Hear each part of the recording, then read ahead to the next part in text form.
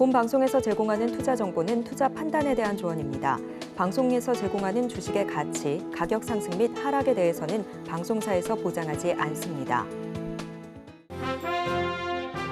실시간 정보 브리핑입니다. 첫 번째 브리핑입니다. 지난달 경상수지가 68억 달러를 넘기며 10개월 연속 흑자 기조를 이어갔습니다.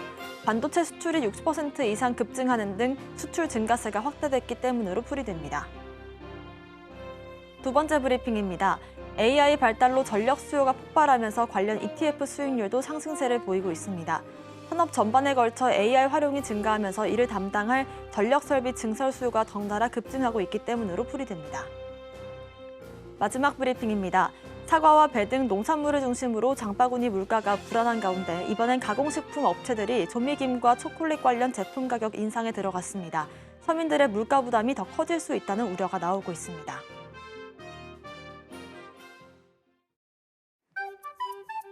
틈새에서 기회를 만들 수 있는 투자시장, 위기를 기회로 아는 만큼 보인다. 주식을 제대로 배워볼 수 있는 13시 투자스쿨 장학생 문다연입니다. 저희 13시 투자스쿨에서는요, 김선규 1타 강사님만의 전략적인 노하우를 통해서 투자에 대해서 A부터 Z까지 배워보실 수 있으니까요, 끝까지 함께해 주시기 바라겠습니다. 저희가 방송 중에 드리는 정보는 전문가님의 조언일 뿐입니다. 참고만 하시길 바라겠고요. 서울경제TV 자본시장법 준수하고 있습니다. 모든 불법사항 엄중히 금하고 있습니다. 또 서울경제TV와 서울경제신문 당사 브랜드인데요. 당사를 사칭한 피해도 유의하시길 바라겠습니다. 저희 방송 실시간으로 소통이 가능하십니다. 유튜브 검색창에 서울경제TV를 검색하시고 채팅창 통해서 소통 이어가시면 좋을 것 같고요. 저희 간판 얼굴이시죠? 김성규 전문가님 바로 인사드려 보겠습니다. 전문가님 안녕하세요. 안녕하세요. 안전하고 확실한 수익의 김선규입니다. 네, 지금 갑자기 많이 빠지고 있기 때문에 증시가 다시 또 빠져서 놀라시는 분들 많을 거라고 생각합니다. 하지만 지금 다시금 조금씩 올라가는 와중에 있고요. 그리고 계속해가지고서 오후장이 기다리고 있으니까 끝까지 13시 투자스쿨과 함께 이 시장을 개척해 나가시기를 기원합니다. 매일 아침 8시 무료 방송 진행 중이니까 많은 관심 부탁드립니다. 네, 이번 주 마지막 거래일인데 기관들의 큰 매도세 속에서 국내 증시 힘을 못 쓰고 있는 모습 짚히고 있습니다. 실시간으로 시황부터 짚어볼까요? 자, 그럼 지금부터 한번 코스피부터 보도록 하죠. 현재 코스피 이 자리입니다. 자, 현재 여기 자리. 여기에서 그래도 2700선은 지켜주고 있는 가운데 있지만은 그래도 하락해가지고서 다시금 올라가려는 모습 보여주고 있는 가운데 조금씩 그래도 상승하는, 즉 상승하는 모습, 양봉이 나오는 모습 보여주고 있죠. 하락했지만 상승이다. 그럼에도 불구하고 어느 정도는 올라갈 수 있는 모습을 보여주고 있다. 자, 23.85포인트. 아까 떨어졌을 때 거의 한 30포인트 이상 빠졌다가 지금 여기서 들어 올려주는 모습 보여주고 있습니다. 이에 따라서 여기 들어오는 것들을 보면은 역시나 삼성전자하고 SK하이닉스 쪽인데 역시 보면은 삼성전자가 조금 더 강하게 들어오는 모습을 볼 수가 있죠. 일단 실적 부문이 있기 때문에 자, 삼성전자 특히 중요한 거 삼성전자 실적. 자, 실적 요게 굉장히 중요한 포인트다. 그런데 뭐가 말아먹었느냐? 결국은 미국의 미국 증시 하락이 결국은 이 지금의 현재 하락장을 보여주고 있다. 자, 어쨌든 미국 증시의 하락으로 반도체는 조금 안 좋을 수 있지만 그럼에도 불구하고 삼성전자의 실적을 볼 때 외국인들은 그래도 아직은 살만하다라고 보고서 열심히 지금 또 계속해가지고서 매수를 들어가는 모습 보여주고 있고 이 가운데 SK하이닉스는 지금 들어왔다 나갔다 하는 모습을 보여주면서 상당히 힘든 움직임 보여주고 있다는 걸 기억을 해 두시기 바랍니다. 자, 그러면 다음으로 이제 코스닥 한번 보도록 하죠. 코스닥. 자, 지금 현재 코스닥 자리도 역시 생각보다는 쉽지가 않은 자리예요. 자, 떨어졌어요. 굉장히. 그래서 여기서 900포인트까지 과연 올라갈 수 있겠느냐가 특히나 중요한 포인트가 되고 있는데 자, 여기서 잠깐 보겠습니다. 900포인트에서 한참 밑으로 떨어졌죠. 지금 한참 떨어지고 거기다가 갭이 2번 지금 발생했다. 여기 한번 갭. 그 다음 여기 또 한 번 또 갭. 자, 여기 또 갭이 있어요. 자, 이렇게 해가지고 지금 갭이 2번 지금 나와 있는 자리. 이 자리에서 과연 이거를 어떻게 할 것이냐. 결국은 갭이 2번 나왔다. 그러면은 어떻게 되느냐. 맥구력 올라가죠. 메꾸기에서 올라갈 수 있는 자리가 다시 한번 나왔다. 오히려 지금이야말로 오히려 좋아. 그러고서는 이렇게 올라갈 수 있는 자리다. 올라갈 수 있는 자리라는 걸 기억을 해 두시기 바랍니다. 이렇게. 자, 그래서 이런 자리에 왔다 그러면 오히려 지금 자리에서 약간은 차익 실현을 하고 난 다음에 다시금 저가 매수를 할 수 있는 그런 자리일 수도 있다는 거를 여러분 조금 기억을 해 두셔야 되겠습니다. 자, 그러면 여기서 먼저 한번 삼성전자 움직임 한번 보도록 하죠. 자, 삼성전자 움직임 오늘 지금 현재 봤을 때 지금 여기에서는 어떻게 나오느냐? 올라갔다가 지금 여기서 약간 떨어져 있죠. 자, 요거를 일단 보도록 하겠습니다. 전체적인 움직임으로 봤을 때는요. 여기서 네, 약간 추세를 벗어났어요. 추세는 벗어났지만 그럼에도 불구하고 다시금 올라가려는 이 자리를 힘을 보여주고 있다. 쉽게 얘기해서 아직까지 외국인들은 매수세가 여전히 강하게 올라가고 있는 걸 볼 수가 있다. 그리고 SK 하이닉스 역시 맞춰가지고 간다라는 거를 어느 정도 볼 수가 있는 거죠. 자, 그래서 현재 이 자리로 봤을 때 앞으로 오후장이 됐을 때 과연 삼성전자가 올라갈 수 있을까 했을 때는 네, 제가 봤을 때는 그래도 어느 정도 여기서 조금 더 올라갈 확률이 있다. 이렇게 올라갈 확률은 있다라고 저는 일단 그렇게 보고 있습니다. 단 여기서 조건은 무엇이냐? 아직까지 지금까지 가고 있는 그 AI 반도체 특히 HBM이라든가 마하원이라든가 자 여기에서 나오는 거 HBM 그 다음에 또 뭐가 있을까요? 이제 나왔던 GDDR6 그 다음에 DDR6 일반 메모리 DDR6 그 다음에 또 뭐가 있을까요? 그 다음 마하원까지 자 여기까지 해가지고서는 이렇게 많은 모멘텀들이 대기하고 있기 때문에 앞으로도 충분히 갈 수 있다. 그 이외에도 지금 보면은 이제 여기에 대한 가속기를 이용한 여러 가지 IoT라든가 이런 분야들도 있다는 걸 기억을 해 두시고요. 자, 그러면은 그 다음으로 봐야 되는 건 당연히 SK 하이닉스겠죠. 하이닉스 한번 보겠습니다. 자, 현재 자리에서 하이닉스 자 여기에 추세를 벗어났죠. 추세를 벗어난 자리. 자, 어제부터 해서 여기에서 올라가서 간신히 들어왔지만 오늘 현재 자리에서는 추세를 벗어난 자리에 와 있다. 자, 그렇기 때문에 이 자리에서 지금 떨어지고 있어요. 생각보다. 자, 2% 이상 오히려 하락을 하고 있는데 여기서는 이 경우는 지금 봤을 때는 오히려 외국인보다는 기관의 움직임을 좀 더 주목을 할 필요가 있다. 자, 기관이 특히나 중요하다. 왜? 지금 현재 움직임에서 기관이 들어왔다 나갔다 하는 부분이 있고 외국인이 의외로 쭉 하고서는 삼성전자 같은 경우는 지금 14일째 계속 14거래일째 계속해가지고서 움직이죠. 거의 15일 거래일 가까이 지금 가고 있는데 이 상황인데 비해서 지금 SK 하이닉스는 들어왔다가 나갔다가 들어왔다가 나갔다 이거 지금 반복하고 있어요. 그런 가운데 기관만 꾸준히 지금 매집했다가 또 한꺼번에 또 풀어주는 이런 것들이 또 일어나고 있다. 야, 이런 것들 때문에 자 SK 하이닉스 지금까지 해가지고서 어느 정도 올라갔지만 지금 현재 자리에서는 제가 봤을 때 이 위에 매물대가 지금 걸려있기 때문에 매물대에서 과연 이거를 뚫어내느냐 여기를 과연 어떻게 이렇게 뚫어 올라가 주느냐 이게 가장 큰 관건이다 이렇게 보시면 되겠습니다. 자 그런 가운데 오늘 특히나 봐야 되는 거 자 여기서 보면은 이제 HB 테크놀로지 자 유리기판 관련 종목들 특히나 많이 올라갔었죠. 장중 한때 여기 이 종목 같은 경우는 자 상한가까지 갔던 종목입니다. 자 HB 테크놀로지 이렇게 올라갔죠. 자 지금은 보면은 크게 올라가는 것 종류가 유리기판 관련 종목인데 YC캠 그 다음에 자 필옵틱스 그 다음에 요거 HB 테크놀로지 이런 것들이 지금 현재 가가지고서는 강한 강세를 가지고 쭉 이렇게 올라가는 종목들이 있습니다. 하지만 이런 종목들도 중요한데 그보다 더 중요한 거 특히나 삼성의 유리기판으로 갔을 때는 완전히 다른 종목들이 나올 수 있다는 거 다른 종목들 그런 종목들은 나중에 제가 또 별도로 이야기하는 시간을 가지도록 하겠습니다. 그래서 지금 유리기판이 제가 늘 말씀드리지만 이거는 단기 테마다 단기 테마예요. 그러니까 절대 이걸 가지고서는 오래 끌고 가거나 해가지고서는 뭔가 큰 수익을 본다는 건 쉽지 않다라는 걸 기억을 해 두시고요. 자, 그 다음으로 지금 봐야 되는 것도 에코프로 봐야겠죠? 자, 여기서 에코프로 한번 보도록 하겠습니다. 현재 에코프로 자리 보시면은 계속 해가지고 빠지고 있기 때문에 지금 많은 분들이 굉장히 지금 속상해 하시는 분들이 많을 거라고 보고 있어요. 자, 여기서 보시면 이렇게 해가지고서는 추세가 이렇게 밑으로 내려가는 자리. 그렇고 더 문제는 뭐냐? 여기서 갭까지 나왔어요. 갭까지 나와가지고 이렇게 떨어졌기 때문에 현재 2차 전지에 무슨 희망이 있느냐 지금 이러면서 상당히 좀 걱정하시는 분들이 있는데 지금 그래도 오늘 말씀드리고자 하는 거는 이 자리에서 약간은 좀 이제 어느 정도는 바닥을 잡아가려는 모습을 보여주고 있다. 자, 지금 현재 자리가 얼마죠? 55만 원대잖아요. 55만 7천 원, 8천 원 요 자리다. 그러면은 앞으로 봤을 때 여기에서 다시금 저가 매수로 인한 반등이 들어올 확률이 있다. 자, 요건 아니군요. 자, 여기서 봤을 때는 어떻게 되느냐?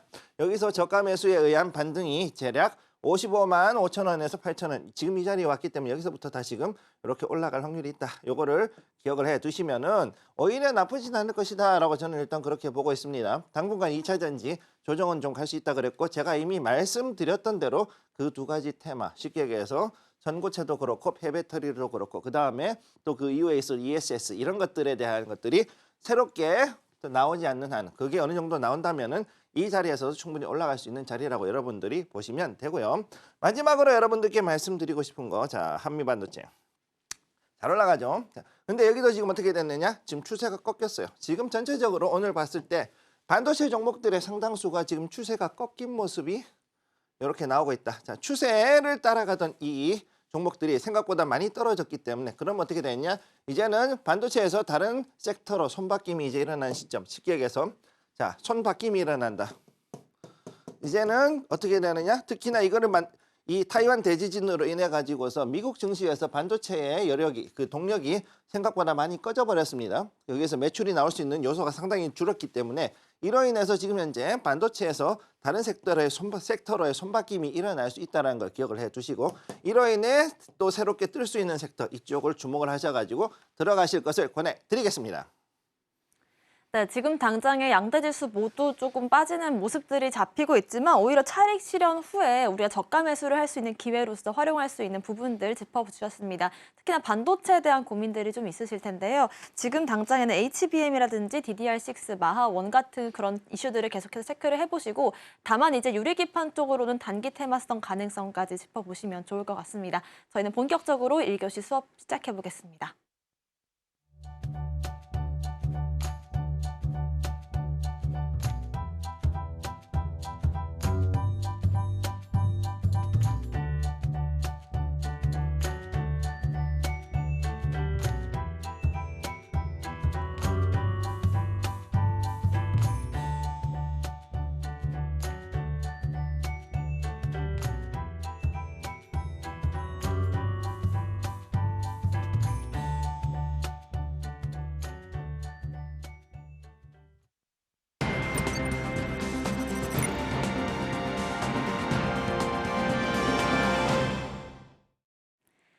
13시 투자스쿨 본격적인 1교시 수업 시작해 보겠습니다. 역시나 여러분들과 유튜브 통해서 실시간 소통 이어가고 있고요.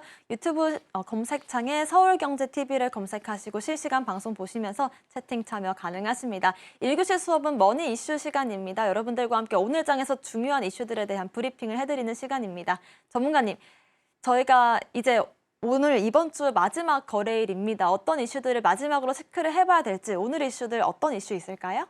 자, 일단 오늘 첫 번째 주에 거래가 이제 마지막 주 금요일은 항상 조금 조심스러운 그런 한 주다. 요거 기억을 해주시기 바랍니다. 지금부터 투자스쿨 오늘 장의 머니 이슈를 분석해 주겠습니다. 자, 첫 번째 중동 지정학 리스크, 자 해운 정유주 관련 이야기. 두 번째, 자 수소차 관련주, 자 아키오하고 그다음 도요타하고 현대차가 만났다. 아주 웃기는 얘기죠. 자, 요거 나왔고 세 번째, 자 로봇 공장. 근데 로봇으로 하는 공장이라기보다는 연구소. 네 번째, 자 타이완의 TSMC, 자 반도체 이야기죠. 이렇게 네 개가 지금 나왔습니다. 자, 그래서 여기서 한 번씩 보게 되면은 첫 번째, 자 중동의 지정학 리스크. 참 중동 얘기하면은 참 애증의 동네입니다, 저한테. 자, 중동 지역의 군사적 긴장감이 고조되었다. 자, 여기 이스라엘 팔레스틴 거기도 있고 홍해 쪽에 있는 후티 반군도 있고요. 하우티가 있고요. 후티 반군. 그다음에 이제 또 그다음 뭐가 있느냐? 그다음에 가자지구 팔레스틴 PLO에 있는 하마스가 있고요. 하마스. 그다음에 이즈볼라. 자, 레바논에 있는 헤즈볼라. 자, 여기하고 이제 이스라엘이 붙죠. 그래서 지금 아주 시끄러운 상황이 돼 있다. 그래서 이에 따라 가지고서는 기름값이 생각보다 올라간다. 기름값 지금 올라가요. 유가가 지금 올라가고 있다. 그러면서 어떻게 되느냐? 기름값 올라가는 건 좋은데 그다음에 이 동네에서 특히나 수에즈 운하 지나가는데 수에즈 운하가 돌아가기 힘들어지는 상황에 와 있다. 자, 이래서 어떻게 되느냐? 운임이 엄청나게 올라가죠. 자, 여기에서 이제 여러 가지 뭐 말 못할 얘기들이 많습니다만 아무튼 이런 상황이 되다 보니 앞으로 여기에 대해 가지고서 해운 관련 종목들 앞으로 올라갈 수 있고 정유주도 지금 올라가고 있고 실제로 지금 올라가고 있습니다. 둘 다 아주 신나게. 자, 그래서 여기에 대한 얘기들이 이제 곧 나올 것이라고 보고 있고요. 자, 다음으로 자, 두 번째로 봅니다. 자, 매일경제. 여기서 보면 이건 수소차 이슈예요. 수소차. 특히나 재밌는 게 아주 두 회사, 자, 현대차 그룹하고 그다음 도요타 완전히 서로 박빙의 그야말로 엄청난 그 라이벌이죠. 지금 라이벌이라고 할 수가 없었던 회사가 라이벌로 올라온 게 지금 현대차인데 현대차 그룹이죠. 그래서 여기가 지금 어떻게 됐느냐? 수소차에 대해 가지고 상용차를 만드는 게 둘이 있는데 여기는 도요타는 미라이, 다음에 우리는 넥소, 그죠? 우리는 넥소가 있어요. 자, 그래서 이런 것들로 봤을 때, 자, 여기에 대해 가지고 앞으로 수소차와 자율주행에 대해서 한일 간 협업. 최근 들어 가지고 여러분들이 보시는 많은 특징이 어떤 것이 있느냐. 그동안에 한국이 한중 관계에서의 경제 협력이 있었다. 그러면 지금 현재 어떻게 됐냐? 한일 협력이 많이 일어나고 있다. 자, 그러면 이 부분들에 대해 가지고서는 여러분들이 상당히 많은 그 의문을 가질 수 있어요. 의문을. 도대체 왜 일본하고 이렇게 자꾸 협력을 하느냐. 자, 이런 부분들에 대한 것. 특히 이제 수소 같은 경우 먹거리가 이게 더 맞는데 이걸 왜 이렇게 하고 있느냐. 이런 거를 지금 얘기를 하시는 분들이 있어요. 자, 첫 번째 수소에 대해 가지고 얘기하자면은, 자, 일본이 기본적으로 전기차 그중에서도 이제 이 수소 연료전지로 갑니다. 자, 자, 수소차는 기본적으로 뭐다? 전기차예요. 수소차가 전기차라는 거 여러분들이 아셔야 됩니다. 수소차 이꼬르 전기차. 근데 뭐가 다르냐? 배터리로 가는 전기차가 아니라 얘는 수소 연료전지로 간다. 자, 그래서 퓨얼셀이라 그러죠. 퓨얼셀로 가는 전기차다. 자, 그래서 지금까지의 가장 큰 문제는 뭐였느냐? 사이즈가 작으면서 출력이 좋은 그러한 수소 발전기를 달고 가는 차가 바로 수소차다. 요거를 기억을 하셔야 됩니다. 자, 제가 일부러 그것 때문에 앞에 기사를 조금 줄였는데, 자, 그래서 수소차의 가장 큰 핵심은 뭐다? 바로 퓨얼셀의 효율이에요. 퓨얼셀 효율. 자, 요거를 위해 가지고서 많은 회사들이 노력을 하고 있는데 현재 이제 미국에서 지금 움직이고 있는 엑시언트 퓨얼셀부터 해서 수소 트럭 있죠? 이미 한번 얘기했던 엑시언트 퓨얼셀. 자, 그 다음에 또 어떤 것이 있느냐? 그 다음에 지금 현재 가고 있는 거 현대가 지금 3단계로 해가지고 차세대 퓨얼셀이 있습니다. 차세대 퓨얼셀. 자, 얘는 어떻게 되느냐? 지금까지 어느 정도 사이즈가 큰 SUV 사이즈에만 들어갔던 이 수소 연료전지 엔진을 이제는 어디까지 넣느냐? 아반떼 사이즈까지 넣겠다. 자, 소형차까지. 자, 준중형이라 그러죠? 준중형까지는 넣는 거를 목표로 해가지고 만들고 있다. 자, 그래서 여기에 대해 가지고 거의 뭐 완성 단계에 왔다라고 지금 보고 있어요. 현대차는. 근데 도요타 같은 경우는 어떻게 하느냐? 지금 여기까지는 줄이지는 못하고 있는데 가장 큰 이유가 뭐냐? 만전을 기하다 보니까 그래서 지금 가고 있는데, 그럼에도 불구하고 도요타를 무시할 수 없는 이유가 뭐냐? 원천 기술하고 원천 특허는 도요타가 훨씬 더 많이 가지고 있습니다. 사실 얘네들이 가지고 있기 때문에 이거를 가지고서 둘이서 협력해 가지고 상용차 부문에서 자, 다른 신재생 에너지들이 앞으로 무너지더라도 수소는 무너질 수가 없다. 왜? 어찌됐든 간에 미국도 지금 수소를 밀려고 지금 준비를 하고 있기 때문에 이 부분을 여러분들이 기억을 해 두셔야 된다는 거 또 말씀을 드릴게요.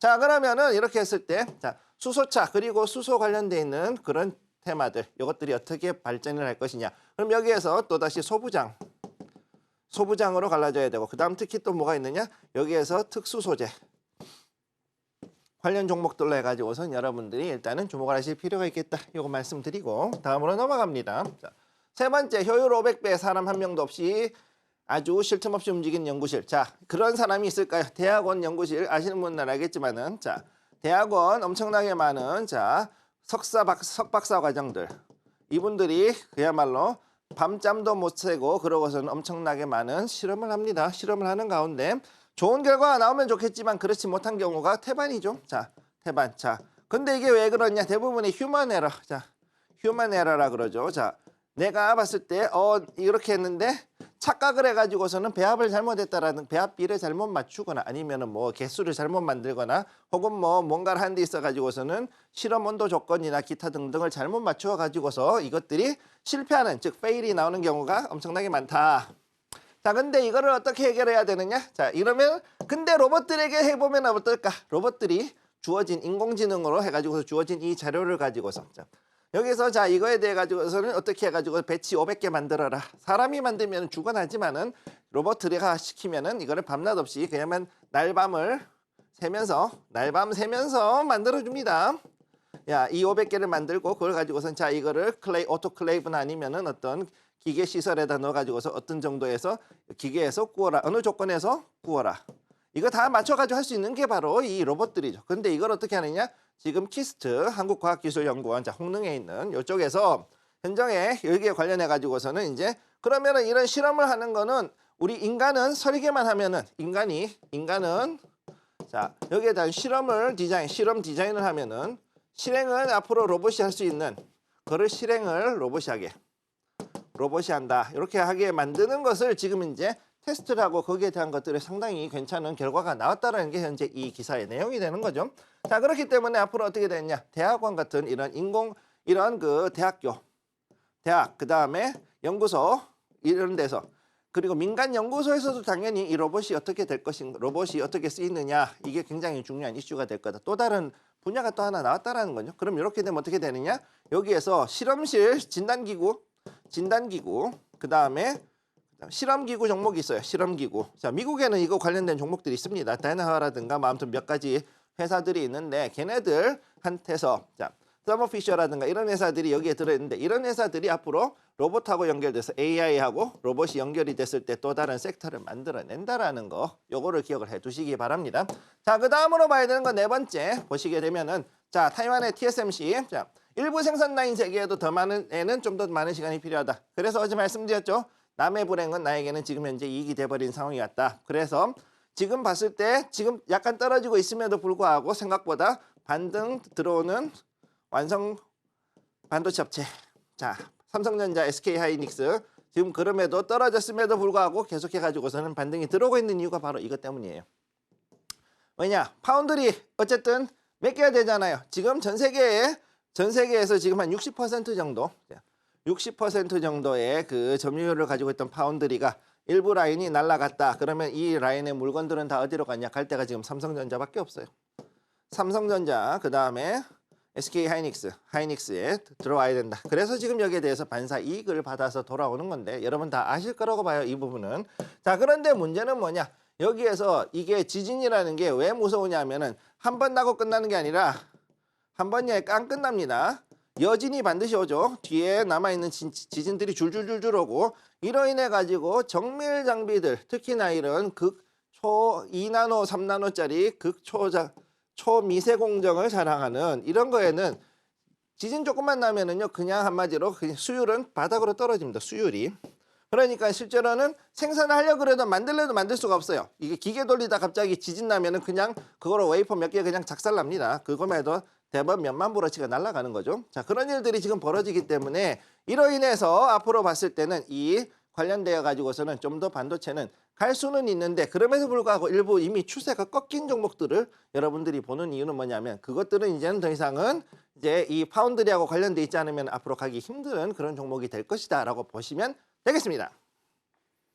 네, 이렇게 해서 오늘 장에서 중요하게 봐야 될 이슈들 짚어봤습니다. 최근 또 지정학적인 리스크가 다시금 불거지면서 유가가 치솟고 있죠. 여기에 따라서 정유주들과 해운주들 움직이는 모습 짚어봤고요. 최근 TSMC발 이슈로 인해서 삼성전자와 SK하이닉스 흐름들은 어떻게 또 계속해서 개선이 될 것인지도 짚어보시면 좋을 것 같습니다. 이렇게 이슈 분석을 해봤다면 이 이슈들 중에서 우리가 수익을 낼 수 있는 테마들을 뽑아내는 작업도 필요할 텐데요. 오늘 장에서 짚어볼 테마는 어떤 테마일까요? 자, 그럼 오늘부터 봐야 될 오늘의 장 중에서 중요한 거. 자, 첫 번째 세운정유, 두 번째 수소차, 세 번째 로봇, 네 번째 반도체. 자, 이렇게 네 개를 쫙 집어줬습니다. 자, 많은 분들은 여기서 이제 반도체 가지고 얘기하시는 분들도 있고 어떤 분은 로봇 가지고 얘기하시는 분도 있을 거예요. 저는 근데 여기서 이제 해운 정유 관련된 이야기로 이제 넘어가려고 합니다. 이제 시즌이 이쪽으로 넘어왔어요. 자, 그렇기 때문에 이걸 좀 지켜보실 필요가 있다. 자, 해운 정유 관련된 이야기를 진행합니다. 자, 첫 번째 해운 정유 지금 현재 장 봤을 때 중동의 지정학적 리스크. 자, 요게 지금 나왔다 그랬죠? 자, 요거 앞으로 해가지고서는 해운 정유주들이 앞으로 뜰 수밖에 없다. 왜? 중동에서 이제 기름을 통제하면 기름 가는 루트죠? 루트 통제를 했다. 그러면은 결국은 어떻게 되느냐? 앞으로 여기에 관련해 가지고서는 기름값 올라가고 인플레이션이 안 잡혀요. 인플레이션이 안 잡힙니다. 안 잡혀요. 네. 그렇기 때문에 여기에 대해 가지고 결국은 어떻게 되느냐? 미국 같은 경우는 금리 인하가 뒤로 들려야 됩니다. 금리 인하 안 돼요. 6월 달에 하기 힘들어요. 심지어는 오늘 닐 카시카리는 뭐라 그랬냐면 올해는 아무래도 이거 지금 봤을 때 금리 인하 못할 것 같아라는 좀 매판데도 더 아주 사나운 발언을 했기 때문에 그것 때문에 미국 증시가 1시 이후에 급락했죠. 1시 이후에 급락을 때려버렸습니다. 이렇게. 자. 그런 상황에서 이제 앞으로 여기에서 좀 더 집목해야 되는 거. 자, 지금 이제 여름이 오고 있다라는 걸 기억을 해주시기 바랍니다. 자, 그래서 관련 테마로 볼 때 일단 해운, 그 다음에 정유, 요걸 또 봐야 되지만은 그 다음에 석유화학, 이것도 지금 지켜봐야 돼요. 자, 여름이 되면서 의외로 석유화학 제품들을 많이 쓰고 그것을 해가지고 옷, 의류, 그 다음에 또 여러 가지 화학 제품들 이런 것들이 또 많이 쓰여야 되는 상황에 왔고 그렇기 때문에 여기에 대한 수요들이 다시 올라갈 거다. 그리고 또 날이 더워지면서 거기에 맞춰가지고서 운송도 역시 발달할 수밖에 없는 상황이기 때문에 요거까지 지켜보실 필요가 있겠다. 이렇게 말씀을 드리도록 하겠습니다. 자, 그 다음으로 지금 보시게 되면 해운 정유에서 현재 모멘텀 봤을 때 중동의 위기가 유가를 올리고 있다. 자, 지금까지는 그게 어렵다라고 봤는데 이게 다시 일어나고 있는 이유가 무엇이냐? 2016년을 기점으로 해가지고 중동이 그동안에 가지고 있던 그 유가 통제력이 떨어졌어요. 통제력이 떨어집니다. 네. 왜? 셰일 오일을 파기 시작했어요. 미국이 다시 셰일을 팠다. 그동안에는 이거를 푸는데 돈만 들고 고생한다 이래가지고서는 못하겠고 또 의외로 중동의 오일 펀드들이 셰일 업체들을 못 파게 하기 해가지고 갖가지 공작을 벌였었습니다. 그랬는데 거기에 대해 가지고 어떻게 했느냐? 미국 정부에서 셰일 업체들한테 구제금융을 막 줬죠. 구제금융을 주고 그래가지고서는 2016년까지 어떻게든 숨붙여가지고선 끌어가서 이렇게 해서 유가 통제력을 잃게 하는, 쉽게 얘기해서 미국이 셰일을 정말로 상업적으로 쓸 수 있을 만큼 충분히 뽑아낼 수 있는 기술을 확보를 하게 된 거죠. 그러고 난 다음에는 어떻게 됐느냐? 여러분들이 알다시피 2016년부터 2024년까지 해가지고서는 미국의 셰일이 그 다음에 그 숨어있는 역할을 하게 되는데 중동이 감산하면은 그 자리에다가 미국 셰일이 거기다 마구 투하가 됩니다. 그래가지고서는 기름값이 계속 저유가로 갈 수 있었던 가장 큰 이유가 뭐냐? 셰일이었거든요. 자, 이것 때문에 하도 난리가 나니까 결국은 어떻게 됐냐? 바이든 대통령이 되고 난 다음에 일단은 미국은 표면적으로는 알았어, 우리가 셰일 더 안 풀게. 셰일 더 안 푸겠다. 왜?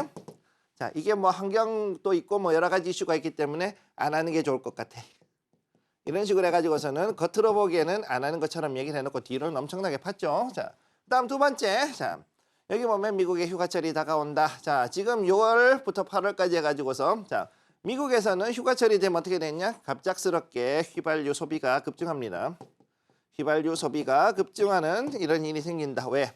에브리바디 놀러 갑시다. 모두가 다 놀러 가는 상황이 이제 다가오는 거죠. 그렇기 때문에 그럼 놀러 가면 그냥 가느냐? 다 차 끌고 나가죠. 미국 애들은. 그러다 보니 차 한번 끌었다면은 뭐 우리 같이 뭐 부산이나 이런데 아니면 뭐 강원도, 강릉이나 이런 데 가는 게 아니고 갔다 하면은 주 하나 넘어가고 주 한 두세 개 넘어가면은 2,000km는 왕복 2,000km는 우습게 갑니다. 왕복 2,000km는 우습게 가는 이런 애들이다 보니까 여기서 한번 휴가가 났다 그러면은 갑작스럽게 그 휘발유 소비가 최소 2.5배에서 3배까지 올라갑니다. 300까지 올라가는 이런 일이 벌어지죠. 그러다 보니까 앞으로 이제 기름 관련된, 즉 정유 관련된 종목들이 올라간다. 여기서 머니 포인트를 지금부터 말씀을 드리면 첫 번째, 미국의 정유시설이 현재 불안전한 복구. 요 미국의 정유시설이 어디가 있느냐? 자, 플로리다 앞바다하고 이제 남부, 자, 동남부죠. 정확히 해서 미국의, 자, 요거 좀 지우고 얘기할게요. 자, 미국이 이렇게 있어요. 자, 미국이 이렇게 있고, 또 이렇게 있고, 여기도 또 이런 식으로 돼 있죠. 자, 여기 돼 있는데 여기 플로리다 앞바다, 여기하고 남쪽 여기 해가지고서는 자, 여기에 이제 우리의 미국의 전략 비축유를 비롯해서 SPR을 비롯해 가지고서는 각종 그 중요한 정유 시설들이 집중돼 있는데 어떤 일이 벌어졌느냐? 자, 여기다가 허리케인이 왔죠.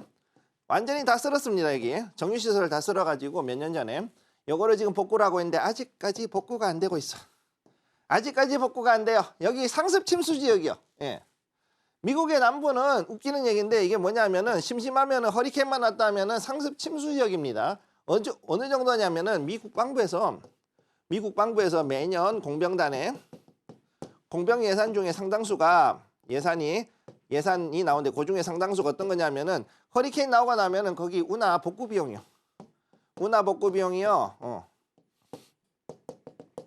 자, 이런 게 나오고 있다. 그 정도가 상습 침수 지역인데 이번에 그러니까 정확히 얘기하면 몇 년 전에 왔던 그 허리케인은 진짜로 엄청났기 때문에 아직까지도 정유시설이 복구가 불안전해. 그럼 어떻게 되냐? 수급이 불안하죠.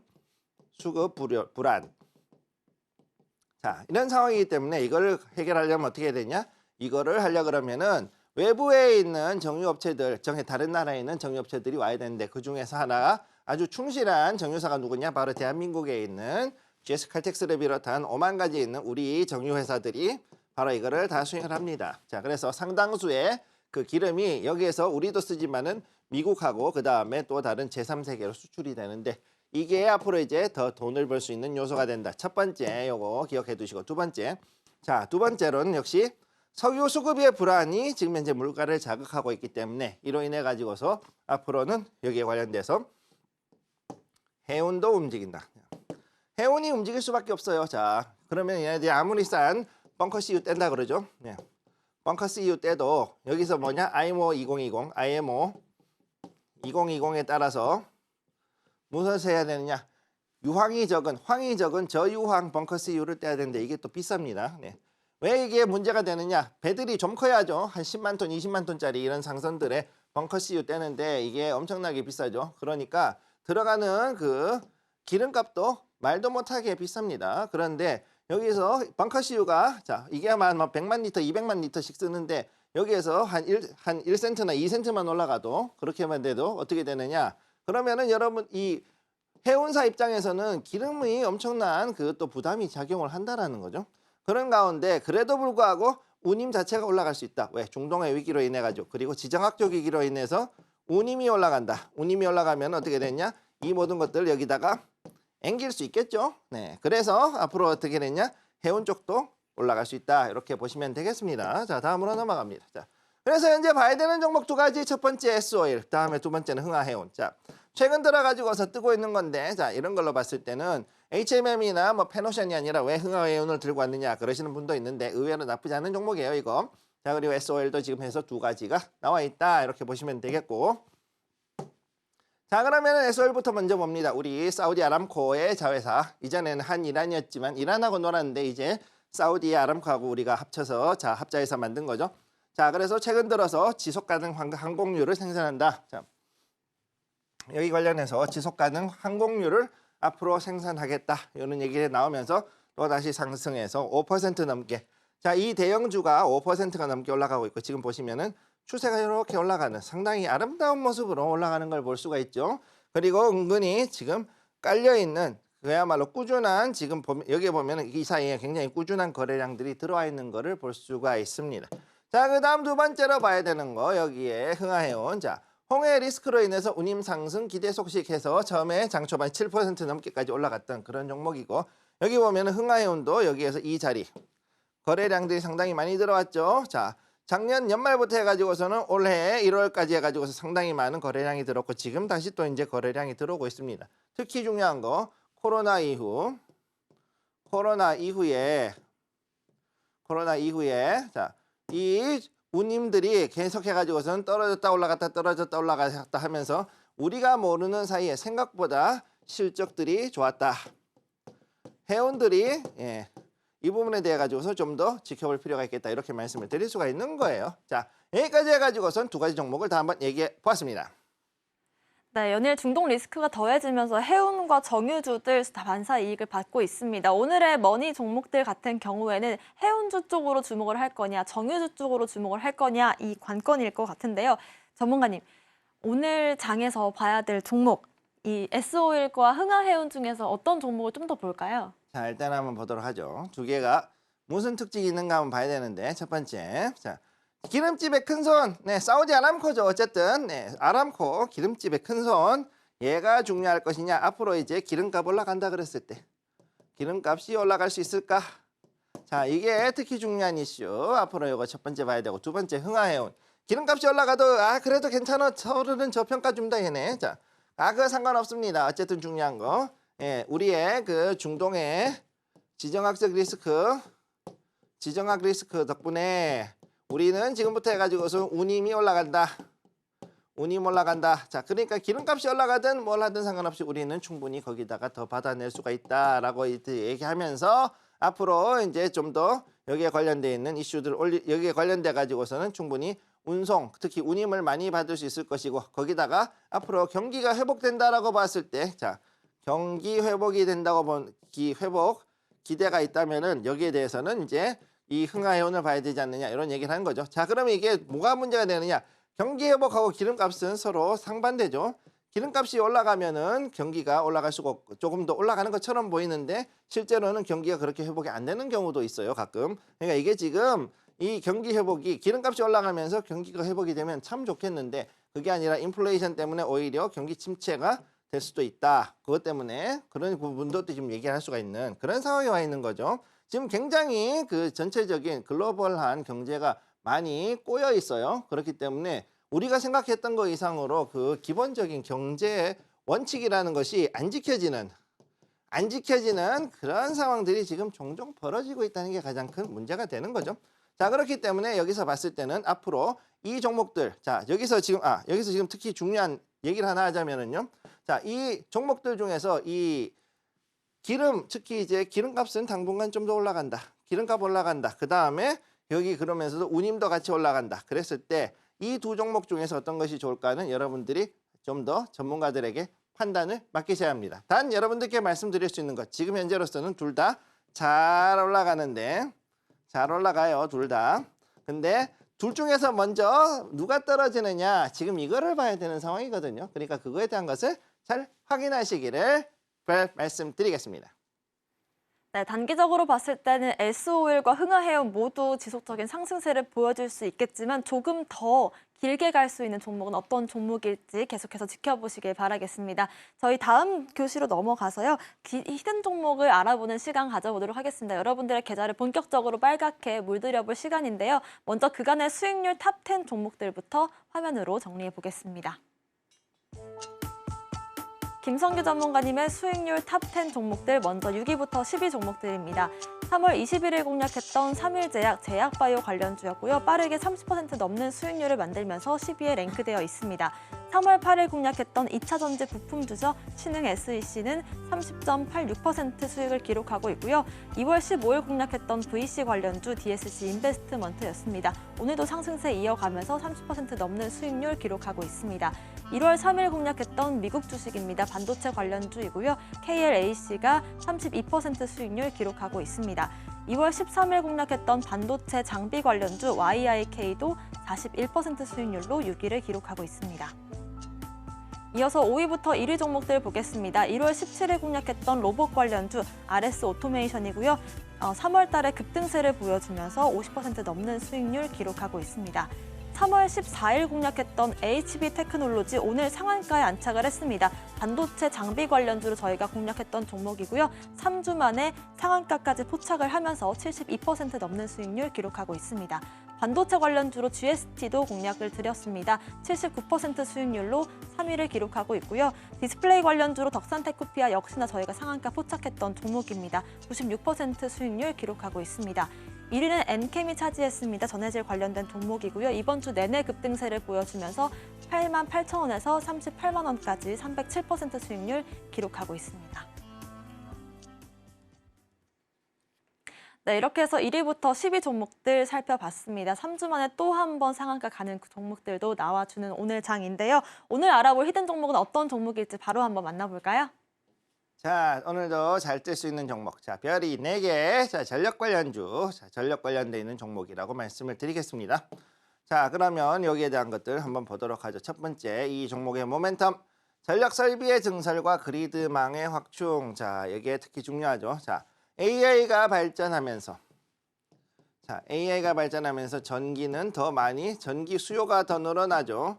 자, 우리 생각 이상으로 자, 우리도 못 쓰는 에어컨을 여기 있는 데이터 센터들은 엄청나게 하루 종일 매일매일 써야 되는 그런 상황에 와 있고요. 그런 가운데 여러분들은 역시 열심히 스트리밍부터 해가지고서는 여러 가지 AI를 위해 가지고서 그리고 AI를 만드는 데 들어가는 여러 콘텐츠들을 만들기 위해서 전기 수요는 늘어나고 있다. 따라서 여기에 관련해서 앞으로는 자, 일반적인 우리의 산업용이라든가 아니면은 가정용 이런 것들 이외에도 이제는 이런 그 AI 같은 것들을 위해서 전력 설비가 증설돼야 될 상황에 왔고요. 그 다음에 또 무엇이냐? 당연히 그리드망도 확충이 돼야 된다.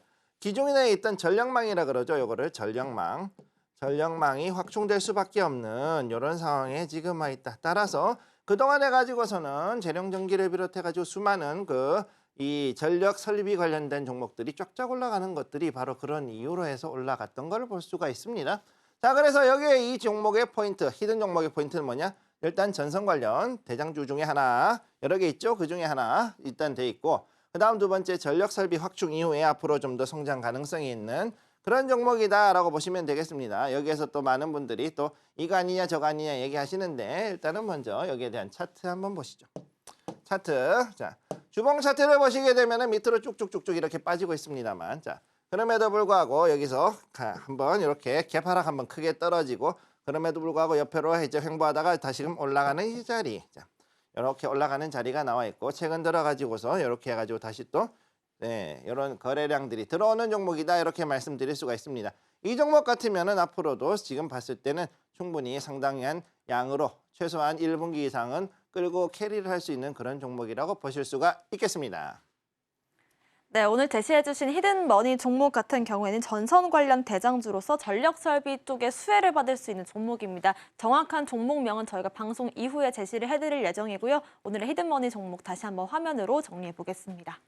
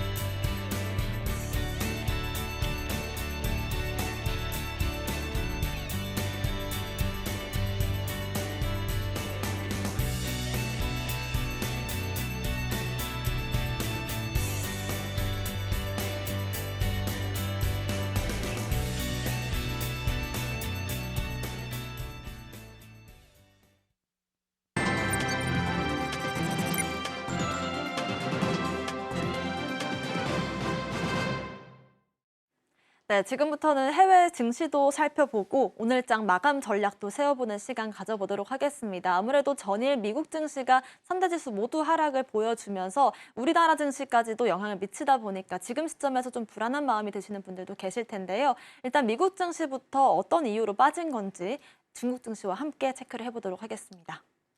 네, 일단 중요한 거 오늘 중국은 청명절 연휴가 지금 들어가 있어가지고 휴장을 지금 하고 있는 상황이고요. 지금 여기에 관련된 거 일단 말씀을 드리도록 하겠습니다. 자, 현재 상태에서는 지금 크게 움직일 수 있는 게 없다. 요거 일단 말씀을 드리고, 그래서 샹하이라든가 션전, 홍콩 지금 전부 다 지금 휴장하고 있는 상관입니다. 단 여기에서 그렇다고 해서 우리가 안심할 수는 없는 부분이 있는데, 자, 지금 샹하이를 띄워놨지만은 여기에서 가장 큰 문제는 뭐냐? 다른 게 아니라 바로 여기 이 저항선을 어떻게 뚫느냐. 자, 여기에 있는 이 저항선이죠. 저항선을 어떻게 뚫느냐가 가장 큰 핵심이에요. 여기에. 이 자리를 지금 넘어가려고 그러는데 죽어라 못 넘어가고 있는 게 가장 큰 문제다라는 걸 여러분들이 지금 보고 계실 겁니다. 자, 그렇기 때문에 이 저항선을 넘어가기 위해서 우리가 해야 될 거, 정확히 얘기하면은 중국 정부와 그다음에 여기에서 민간 업체들이 해야 될 가장 큰 문제는, 그 해결책은 해야 되는 건 뭐냐면은 일단은 첫째 부동산이에요. 부동산. 그다음에 지금 현재 모두가 입을 모아가지고 중국 사람들이 얘기하는 거, 자, 부양책을 내놓으세요 이렇게 얘기를 하고 있는데, 여기에 대해 가지고 지금 이 두 가지에 대해 가지고서는 현재 정부에서 아무런, 정확히 얘기하면은 거기에 대해서 아주 미온적인 대응만 하고 있다. 미온적 대응, 이게 가장 큰 문제가 되고 있다. 요거를 기억을 해 두시기 바랍니다. 자, 그렇기 때문에 그나마 지금 다행인 것이 타이완이 지금 해가지고서는 그 이번에 지진 때문에 떨어질 수도 있었는데 현재 연유로 인해 가지고 그나마 지금 그 휴장이라서 여기에 대한 것들이 좀 영향을 덜 받았다 이렇게 말씀을 드릴 수가 있습니다. 자, 그러면은 요거 말고 그러면은 이번에는 미국 증시에 대해서 한번 얘기를 하도록 하죠. 자, 우선 미국 증시에 대해서 얘기를 하자면은요. 자, 그러면은 다우부터 봅니다. 다우. 자, 다우를 다 지우고 일단 한번 보죠. 다우가 여기서 또 떨어졌어요. 자, 드디어 다우가 많이 떨어졌다 생각보다. 자, 조금만 줄여보겠습니다. 이 자리 굉장히 많이 떨어졌죠. 자, 여기가 이렇게 떨어지는 게 특히나 힘든 부분인데 어떤 부분이 있느냐. 자, 이렇게 떨어졌어요. 많이 떨어졌죠 생각보다. 다우가 1% 이상 빠졌다 그러면 여기에서 굉장히 많은 분야에서 지금 차익 실현 매물들이 나왔다는 걸 뜻하고 있고, 그렇기 때문에 여기에서 특히 반도체가 이번에 많이 빠진 것들이 영향을 좀 주지 않았는가. 하지만 그거 이외에도 현재 다른 분야에서도 굉장히 지금 많이 빠졌고, 오늘 같은 경우 에너지를 제외하고는 거의 대부분들이 다 빠졌다. 에너지도 사실상 좀 빠지긴 빠졌어요. 빠졌는데 그나마 좀 덜 빠졌다라고 말씀을 드릴 수가 있겠습니다. 자, 그러면 나스닥 한번 보도록 하죠. 자, 나스닥 올라가다가 자, 여기에서 지금 현재 이제 전고점을 일단 넘어 요 근처까지 왔어요. 전고점 근처까지 왔는데 여기에서 넘어가려고 하다가 결국은 여기서 어떻게 됐느냐? 다시 이만큼 빠지는, 이렇게 빠지는 얘기가 나와버린 거죠. 자, 여기에서 이제 갭 한번 하락했다가 올라가려고 그랬는데 다시 또 한번 이렇게 떨어졌어요. 그러니까 어떻게 되느냐? 이게 지금 가장 큰 문제는, 자, 여기에 대한 얘기를 잠깐 하자면은, 자, 금리예요, 금리. 자, 금리 인하가 안 되고 있다. 금리 인하. 이게 안 되고 있다는 게 가장 큰 문제가 되겠습니다. 자, 그렇기 때문에 이거를 어떻게 해결해야 되느냐를 얘기를 하고 있는데 지금 아무도 거기에 대해 답을 줄 수가 없다라는 거죠. 어쨌든 연준에서는 생각보다 매파들이 강경하게 나오고 있다는 게 그게 또 문제가 되고 있다. 이렇게 말씀을 드리겠고, 그다음에 S&P 500 지금 현재, 자, 저는 분명히 이거 지금 여기 5,200선을 넘어갔다가 다시 떨어져서 이 자리에 5,147에 지금 떨어져 있는 걸 요걸 보시게 되는데, 자, 요거 이 자리에서 떨어졌다. 자, 이렇게 되면은요, 결국은 어떻게 되느냐? 나중에 여기서 한 번 더 추가적으로 떨어질지, 여기 떨어졌다가 올라갈지, 아니면은 여기서부터는 이제 다시금 떨어지는 추세가 나올지를 지켜봐야 되는 겁니다. 지금 요 자리에서 제일 우리가 주목해야 되는 것, 반도체. 역시 반도체죠. 네. 지금은 이제는 매그니피센트 세븐 그래서 자, 이 기술주 7대 종목보다는 자, 4대 반도체가 지금까지 이 1분기를 이끌어 왔어요. 거기서 이제 7대 기술주에서 4대 3의 비율로 이제 쪼개졌습니다. 그리고 나가지고서 어떻게 됐느냐?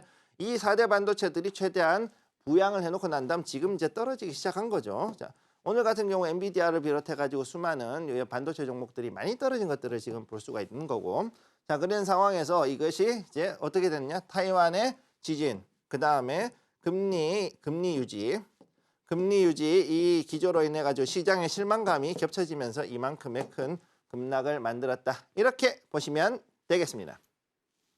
네, 전일 연은 총재가 아무래도 이 매파적인 발언 쏟아냄에 따라서 우리가 기대했던 이 금리 인하에 대한 이슈들이 조금 더 늦어질 수도 있고 사라질 수도 있다라는 우려감들이 더해지고 있는 시장인 것 같습니다. 아무래도 국내 증시까지도 타격이 이어지고 있는 모습인데요. 국내 증시 이번 주 마감 전략은 어떻게 한번 세워볼까요? 자, 그럼 일단 한번 싹 보면서 얘기를 해보도록 하겠습니다. 코스피 현재 24포인트 빠져 있고, 그 다음 코스닥은 13.62%. 코스닥이 지금 좀 더 많이 빠지는 그런 모습 보여주고 있죠. 생각보다. 또 지금 낙폭이 더 커지고 있습니다. 거기에 비해서 코스피는 지금 조금 더 올라가려는 모습 보여주고 있고요. 자, 코스피 수급을 보시게 되면은 현재 양 매도가 계속 양쪽 들어오고 있지만 그럼에도 불구하고 오늘은 기관 주도의 매도가 들어오고 있죠. 자, 개인은 5,654억 원 매수, 기관 4,277억 원 매도, 외국인도 1,247억 원을 매도하고 있습니다. 시총 상위 종목 한번 보시게 되면은 현재 삼성전자 1.29%, SK하이닉스 2.93%, 지금 낙폭을 좀 줄였네요. 줄였다가 다시 또 조금 벌렸다가 이렇게 왔다 갔다 하는 모습 보여주고 있습니다. 현재 이 자료로 봤을 때는 일단 아무래도 미국 내에서의 반도체 공급의 지장에 따른 거기에 따른 매출 하락, 그 다음에 거기에 따라 가지고서는 지금 증시가 하락을 했는데 삼성전자가 약간은 거기에 좀 더 타격을 받지만 그럼에도 불구하고 생각보다 많은 타격을 받지는 않는 모습 보여주고 있어요. 그리고 여기서 지금 물량 소화를 하면서 서서히 손바뀜이 일어나고 있는 걸 볼 수가 있고, LG에너지솔루션 1.19% 하락, 그 다음에 삼성바이오로직스 0.86% 하락이기 때문에 2차전지, 그 다음에 제약바이오도 역시 쉽지 않은 모습이다. 이렇게 볼 수 있겠습니다. 자, 그러면은 코스닥 보시게 되면은요, 현재 수급을 보시면, 자, 코스닥도 역시 양 매도가 나와 있지만은 여기는 외국인이 오히려 많이 팔고 있죠. 완전히 다른 모습입니다.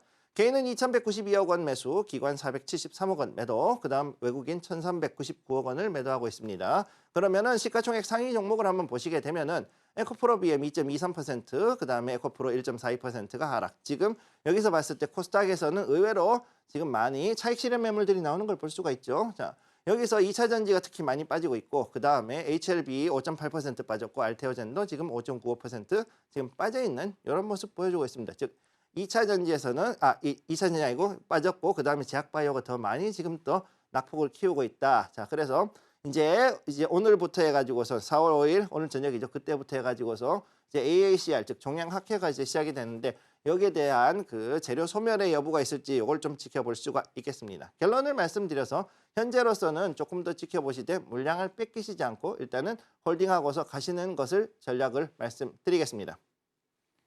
네, 시장을 관망하면서 좀 물량을 지키는 전략으로 제시를 해주셨습니다. 오늘 방송의 핵심 내용 화면으로 정리해 보겠습니다.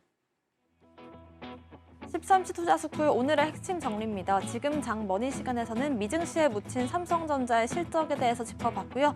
테마 머니로는 해운과 정유주들 집중해 봤습니다. 오늘의 히든 머니 종목은 전력 관련주입니다. 자세한 종목명은 방송 이후에 공개됩니다. 저희가 방송 중에 드리는 정보는 전문가님의 조언일 뿐입니다. 참고만 하시길 바라겠고요. 서울경제TV와 서울경제신문을 사칭한 피해도 유의하시길 바라겠습니다. 오늘 저희가 준비한 소식은 여기까지입니다. 저희는 월요일 오후 1시에 돌아오겠습니다. 시청자 여러분 고맙습니다.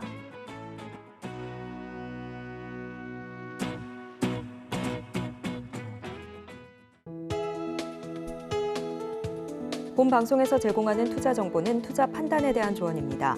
방송에서 제공하는 주식의 가치, 가격 상승 및 하락에 대해서는 방송사에서 보장하지 않습니다.